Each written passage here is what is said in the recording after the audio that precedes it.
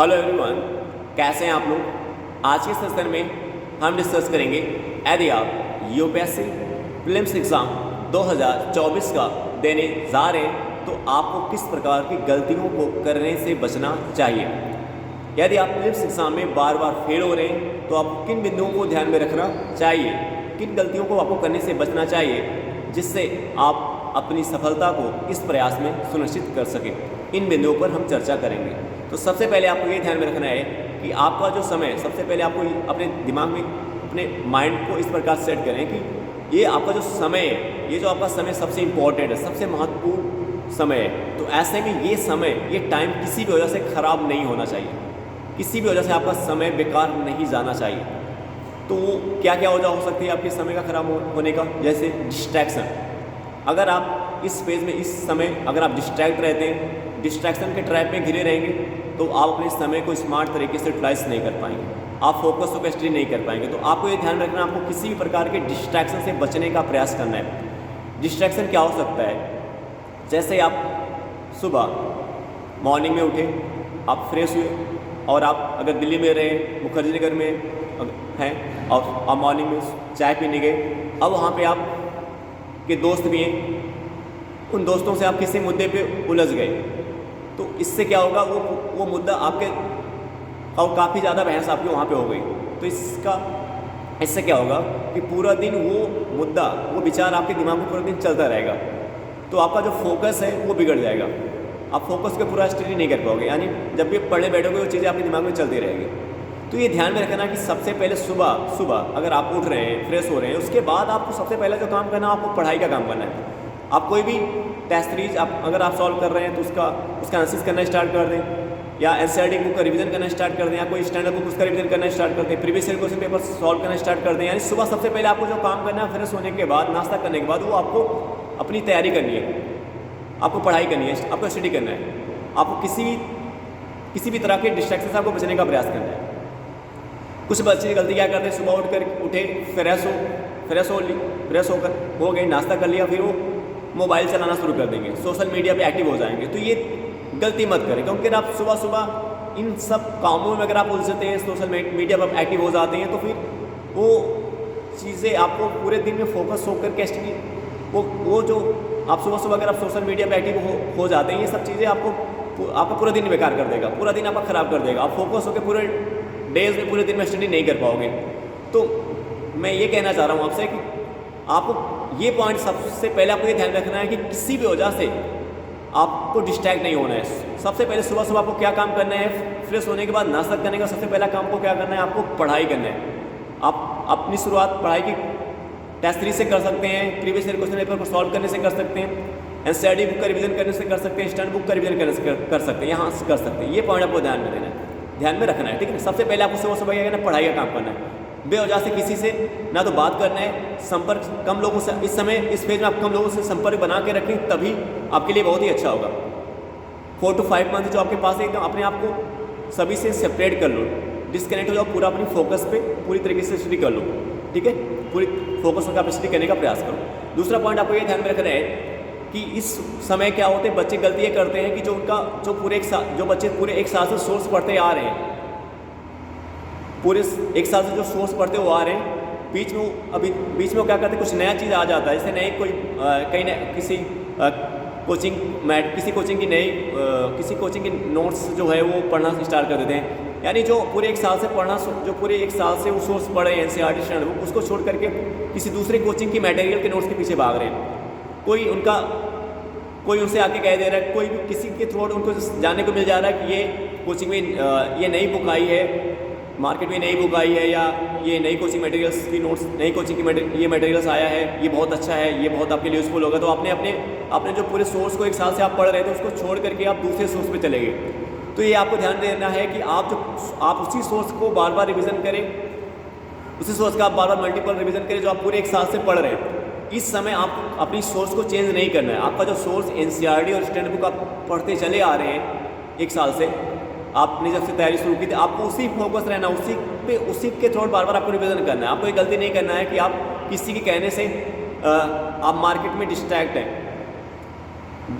विभिन्न प्रकार की कोचिंग मटेरियल्स के नोट्स ला के आप पढ़ना शुरू कर दे रहे हैं। ये गलती आप बिल्कुल मत करना। आपका जो सोर्स, आप पूरे एक साल से जो सोर्स पढ़ रहे हैं उसी को आपको फोकस करके पढ़ना, उसी का मल्टीपल टाइम आपको रिवीजन करना है। तो दूसरा पॉइंट क्या ध्यान में रखना है कि जो सोर्स आप पूरे एक साल से पढ़ते आ रहे हैं उसी का मल्टीपल टाइम रिवीजन करना है, बार बार रिवीजन करना है। इस समय आपको किसी भी नई बुक को नहीं पढ़ना है, मार्केट से लाके किसी भी नई बुक को नहीं पढ़ना है, या किसी भी नई कोचिंग मटेरियल्स को आपको नहीं पढ़ना है, ठीक है। तीसरा पॉइंट आपको ध्यान में रखना है कि आपका जो सोर्स है वो सिंगल सोर्स ही होना चाहिए, आप उसको मल्टीपल सोर्स ना बनाएं। जो सोर्स आप सिंगल सोर्स का बार बार रिवीजन करें, किसी के कहने से अपने सोर्स को मल्टीपल सोर्स में कन्वर्ट ना करें, ठीक है ना। सिंगल सोर्स पे आपका फोकस सिंगल सोर्स रहेगा। सिंगल सोर्स होने का फ़ायदा ये रहेगा कि तभी आप फोकस होकर रिवीजन कर पाओगे और तभी आपके दिमाग में चीज़ें आप अच्छी तरीके से बैठ जाएंगी। और जैसे अभी हमने कहा कि इस समय जो बच्चे गलती करते हैं सोर्स अपना चेंज कर देते हैं, इससे ये होता है कि आप तो पूरे एक साल पढ़े रहते हैं, तो जो आप पूरे साल जो चीज़ें एक साल पढ़े रहते हैं उस पर आपका दिमाग बैठ जाए, वो चीज़ें आपके दिमाग में बैठ जाती है। और कोई चीज़ आपके नया आ जाता है आपके सामने, फिर वो उसको बैठने में थोड़ा समय लगता है। इस कारण से आपको अपनी जो चीज़ आप पूरे एक साल से पढ़ते आ रहे हैं उसी पे आपको फोकस रहना है, उसी पे आपको काम करना है, ठीक है। नेक्स्ट पॉइंट आपको जो ध्यान में रखना है कि जो प्रीवियस ईयर क्वेश्चन पेपर है, देखिए कुछ आप अगर देखेंगे मार्केट में बहुत सारे प्रीवियस ईयर क्वेश्चन पेपर के कुछ जो कोचिंग मटेरियल्स हैं, तो उसमें कुछ कोचिंगों ने केवल 10 साल 15 साल का दे के रखा है, 10 साल का दे के रखा है। तो आपको ध्यान में रखना है कि जो प्रीवियस ईयर क्वेश्चन पेपर है वो एटलीस्ट कम से कम आप 28 सालों का सॉल्व करें। 28 से 30 सालों का जो प्रीवियस ईयर क्वेश्चन पेपर जो मार्केट में आता है, जैसे दिशा का हो गया, उसमें एटलीस्ट 28 से 30 साल का दिया गया, तो दिशा का आप सॉल्व करें। यानी आपको कम से कम जो प्रीवियस ईयर क्वेश्चन पेपर आपको सॉल्व करना है वो कम से कम 30 सालों का सॉल्व करना है, 28 सालों का सॉल्व करना है। Previous year question paper solve करने का क्या फ़ायदा होता है? Previous year question paper solve करने का ये फ़ायदा होता है कि जो इम्पॉर्टेंट फैक्ट होते हैं उस इम्पॉर्टेंट फैक्ट पे आपकी बेहतर पकड़ बन जाती है। आपको इम्पॉर्टेंट फैक्ट सीखने को मिल जाता है, क्योंकि वो उसमें जो उस प्रीवियस ईयर क्वेश्चन पेपर के जो फैक्ट होते हैं बहुत इंपॉर्टेंट होते हैं। क्योंकि उस एक क्वेश्चन जब आप सॉल्व करते हैं उसके अंदर आपको 4 फैक्ट मिलता है, तो उसमें आपको 3 एक्स्ट्रा फैक्ट के बारे में सीखने को मिलता है। और अगर आप प्रीवियस ईयर क्वेश्चन पेपर का एनालिसिस करेंगे ऊपर से, तो आप पाएंगे कि अधिकतर क्वेश्चन जो प्रीवियस ईयर क्वेश्चन पेपर से आते हैं वहीं से आते हैं कि जो क्वेश्चन पूछे गए हैं उसके अंदर के जो फैक्ट हैं उसी के इर्द गिर्द से पूछे जाते हैं। तो जो प्रीवियस ईयर क्वेश्चन पेपर आप सॉल्व करने का फ़ायदा आपको ये होगा कि आप इससे आपकी इंपॉर्टेंट फैक्ट पे पकड़ बनेगी, साथ ही साथ जो आपकी एनसीईआरटी पढ़ के आपने रखा है, जो आपने स्टैंडर्ड बुक पढ़ के रखा है, वो इस एनसीईआरटी और स्टैंडर्ड बुक इस प्रीवियस ईयर क्वेश्चन पेपर के थ्रू आपका रिवीजन भी हो जाएगा। देखिए आप एनसीईआरटी की बुक से जो रिवीजन कर रहे हो, जो स्टैंडर्ड बुक से रिवीजन कर रहे हो, उससे तो आपका रिवीजन हो रहा है, लेकिन बहुत अच्छे तरीके से, बहुत ही बेहतर तरीके से जो आपका रिवीजन होता है वो जो आप previous year question paper solve करते हैं उसके थ्रू आपका रिवीजन होता है। इससे क्या होता है कि आप जब कोई क्वेश्चन गलत करते हो तो आप वहाँ पे देखते हो कोई क्वेश्चन आपसे गलत क्यों हो रहा है, तो इससे जो चीज़ें आप गलत करते हो वो चीज़ें आपके दिमाग में अच्छे से बैठ जाती है। तो जो सबसे अच्छा सोर्स है रिवीजन का वो है आपका प्रीवियस ईयर क्वेश्चन पेपर। जितनी बार आप previous year question paper solve करते जाएंगे उतना ही आपकी फैक्ट में पकड़ बनती जाएगी। क्योंकि प्रीलिम्स एग्जाम में जो आपको मुश्किल में डालता है, प्रीलिम्स एग्जाम में अगर कोई पॉइंट जो आपको मुश्किल में डालता है वो फैक्ट डालता है। क्योंकि जो फैक्ट होता है आपकी समस्या ये होती है कि फैक्ट में, क्योंकि फैक्ट बार बार भूल जाता है, तो ऐसे में वो फैक्ट आपको जानना बहुत ही ज़रूरी होता है जो इंपॉर्टेंट फैक्ट होता है, जो महत्वपूर्ण फैक्ट होते हैं, और साथ साथ वो आपके दिमाग में बैठने भी चाहिए वो फैक्ट।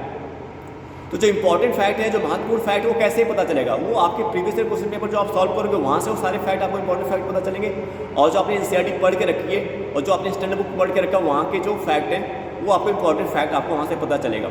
और जब आप previous year question paper solve कर लोगे, बार बार सॉल्व करते रहोगे, इससे आप सीख जाओगे। आपको ये पता चल जाएगा कि जो आपने एनसीईआरटी यूज़ किया है, जो आपने स्टैंडर्ड बुक पढ़ रहे हैं, उसमें से किस प्रकार के फैक्ट आपके लिए सबसे ज़्यादा महत्वपूर्ण है, सबसे ज़्यादा इंपॉर्टेंट है, जहाँ से क्वेश्चन आप से पूछ सकते हैं। और previous year question paper solve करने का एक फ़ायदा तो ये होता है कि इससे आप एग्ज़ाम के अप्रोच को, एग्ज़ाम की डिमांड को आप अच्छी तरीके से समझ पाते हैं। क्वेश्चन जो आपने पढ़ के रखा है उस कॉन्सेप्ट से, उस फैक्ट से कैसे क्वेश्चन किस एंगल से पूछ सकते हैं वो चीज़ आप समझ पाते हैं। यानी जो आपने पढ़ के रखा है, जो कॉन्सेप्ट फैक्ट जो आपने पढ़ के रखा है, previous year question paper solve करने से आपको फ़ायदा ये होता है कि आप उसको अप्लाई करना सीख जाते हैं, कैसे अप्लाई करें। क्योंकि आप कितना भी पढ़ डालिए, कितनी बार रिवीजन कर डालिए, अगर आपको उसको अप्लाई करना नहीं आता तो फिर आप प्रीलिम्स में क्वेश्चन नहीं सही नहीं कर पाएंगे। तो उस फैक्ट को, उस कॉन्सेप्ट को आप अप्लाई करना किसके थ्रू सीख पाते हैं? जब आप प्रीवियस ईयर क्वेश्चन पेपर को मल्टीपल टाइम सॉल्व करते हैं उसके थ्रू आप सीख पाते हैं। ये पॉइंट आपको ध्यान देना कि प्रीवियस ईयर क्वेश्चन पेपर एक इंपॉर्टेंट रोल प्ले करता है इस एग्जाम में, तो इसलिए आपको multiple time previous year question paper कम से कम 30 सालों का प्रीवियस ईयर क्वेश्चन पेपर आपको सॉल्व करना है। और एक पॉइंट ये प्रीवियस ईयर क्वेश्चन पेपर में आपको ध्यान में रखना है कि जो उसके अंदर 4 फैक्ट होते हैं, तो एक मान लीजिए आपका एक क्वेश्चन सही हो गया बट उसके अंदर का 3 फैक्ट आपको नहीं पता है, तो आप उसके अंदर के 3 फैक्ट जो 3 पॉइंट दिए गए हैं ऑप्शन में उसको भी एनालिसिस करिए। उसका भी अगर आपको नहीं पता है, अगर आपको पता है तो ठीक है, अगर आप उसके बारे में नहीं जान रहे हैं, उसके अंदर के 3 फैक्ट जो पॉइंट और उसके बारे में आपको नहीं पता है, तो उसका भी एनालिसिस करें, उसको भी जानने का प्रयास करें। क्योंकि अक्सर अगर आप 2020, 2021, 2022 के प्रीलिम्स के क्वेश्चन पेपर को देखें तो अक्सर उन फैक्ट्स से क्वेश्चन बन गए हैं जो उसके अंदर ऑप्शन में थे, बट वो ऑप्शन नहीं था, ऑप्शन कोई और सही था, लेकिन वो 3 एक्स्ट्रा फैक्ट दिया तो उसमें से क्वेश्चन बन गया। तो उसके अंदर के जो 3 फैक्ट रहते हैं, अगर आपको नहीं पता है तो उसको आप छोड़िए नहीं, उसका भी एनालिसिस करिए, उसको भी जानने का प्रयास करिए, ठीक है ना। इस तरीके से आपको प्रीवियस ईयर क्वेश्चन पेपर आपको सॉल्व करना है। अब 4 पॉइंट आपको ये ध्यान में रखना है कि जो टेस्ट सीरीज आप सॉल्व करें, टेस्ट सीरीज तो एटलीस्ट कम से कम आपको 60 टेस्ट, 50 टेस्ट या 60 टेस्ट आपको सॉल्व करना चाहिए। टेस्ट सॉल्व करने से आपको ये पता चलेगा कि आप कहाँ पे हो, किस लेवल पे हो। अभी तक जो आपने सोर्स अपना रिवीजन किया, यूटिलाइज किया, वो आपको किस लेवल, उसके थ्रू आप किस लेवल पे पहुँच पा रहे हो, तो इससे आप अपने लेवल को आइडेंटिफाई कर पाओगे। अगर आप प्रीलिम्स एग्जाम के 4 to 5 मंथ बिफोर जब आप टेस्ट सीरीज सॉल्व कर लेते हो, सॉल्व करना शुरू कर देते हैं, आप टेस्ट सीरीज सॉल्व करना आप शुरू कर देते हैं, तो इससे फ़ायदा ये होता है कि आप अपने लेवल को आइडेंटिफाई कर पाते हो। तो आप अपने लेवल में उस चीज़ को आइडेंटिफाई कर पाते हो कि कहाँ भी आपको ज़्यादा काम करने की ज़रूरत है और कहाँ पे कम काम करने की ज़रूरत है। तो आप वहाँ पे ज़्यादा काम करोगे जहाँ आपको ज़्यादा काम करने की ज़रूरत है, और आपको जहाँ कम समय देने की ज़रूरत है आप वहाँ पे कम समय आप देंगे। यानी अपने टाइम को आप, इसमें एक पॉइंट ये भी होता है कि अपने समय को स्मार्ट तरीके से यूटिलाइज करें। स्मार्ट तरीके से यूटिलाइज करने का मतलब क्या होगा कि आपको अपने टाइम को, अपने समय को वहाँ पे ज़्यादा इन्वेस्ट करना है जहाँ पे ज़्यादा ज़रूरत है, और जहाँ पे ज़्यादा ज़रूरत नहीं है वहाँ पे अपने टाइम को ज़्यादा वहाँ पे यूटिलाइज नहीं करना है। तो इस तरीके से अपने टाइम को स्मार्ट तरीके से यूटिलाइज कर पाओगे। और कैसे, जब आप टेस्ट सीरीज का एनालिसिस करोगे, एक पॉइंट ये भी ध्यान रखना है कि आपको टेस्ट सीरीज केवल देना नहीं है, उसका एनालिसिस भी करना है, उसके अच्छे से उसका एनालिसिस करना है, उसके अंदर के जो ऑप्शन होते हैं उनका भी अच्छे से एनालिसिस करना है। जैसे हमने प्रीवियस ईयर क्वेश्चन पे बताया कि एक क्वेश्चन के अंदर जो 4 ऑप्शन होते हैं, 3 आपको नहीं पता, उसका अच्छे से एनालिसिस करिए। वैसे टेस्ट सीरीज में भी आपको करना है, उसके अंदर के जो ऑप्शन होते हैं उसको आपको अच्छे से एनालिसिस करना है, ठीक है ना। एनालिसिस करेंगे तभी आप अपनी कमी को जान पाएंगे और अपने लेवल को पहचान पाएंगे, और जब अपने लेवल को जान पाएंगे तो आप अपने समय को ज़्यादा समय वहाँ पे देंगे जहाँ आपको ज़रूरत है, और जहाँ आपको कम ज़रूरत है समय, अपने समय को जहाँ पे कम ज़रूरत है देने को वहाँ पे कम समय देना है, और जहाँ पे ज़्यादा ज़रूरत है वहाँ पे ज़्यादा, जहाँ पे आपको अपने टाइम को ज़्यादा ज़रूरत है देने की, यहाँ को जहाँ पे जो एरिया आपका कमज़ोर है उस पर आपको ज़्यादा समय लगेगा, तो इसलिए आप वहाँ पे अपना टाइम को ज़्यादा देंगे। इससे अपने समय को स्मार्ट तरीके से यूटिलाइज कर पाएंगे, ठीक है। आई होप डेट ये वीडियो आपको समझ में आया होगा। अब हम आपसे नेक्स्ट वीडियो मिलेंगे। Okay, bye.